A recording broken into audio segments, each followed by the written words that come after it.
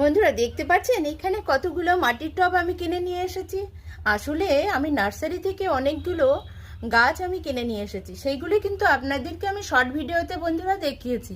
আর বন্ধুরা আসলে আমার খুব ইচ্ছা ছিল আমি এই মাটির টবে এই গাছগুলো বসাবো, তার জন্যই কিন্তু আমি মাটির টবগুলো বাড়িতে নিয়ে এসেছি।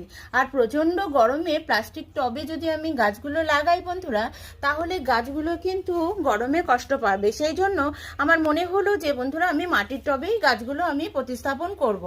এই দেখুন, সেই জন্য আমি এখানে প্রচুর 6 ইঞ্চি টব নিয়ে এসেছি এবং 8 ইঞ্চি টব নিয়ে এসেছি। আর দেখুন আমি গ্লাস টব নিয়েছি, ছড়ানো যে থালার মতো থাকে সেরকম নিয়ে আসেনি। আমি গাছগুলো সাধারণত আমি এইগুলোতেই বসিয়ে থাকি, সেই জন্য আমি এই টবগুলো আমি নিয়ে এসেছি। এই দেখুন, আর আপনারাও বাড়িতে প্লাস্টিক টব ব্যবহার না করে সাধারণত গাছগুলো বসালে মাটির টবেই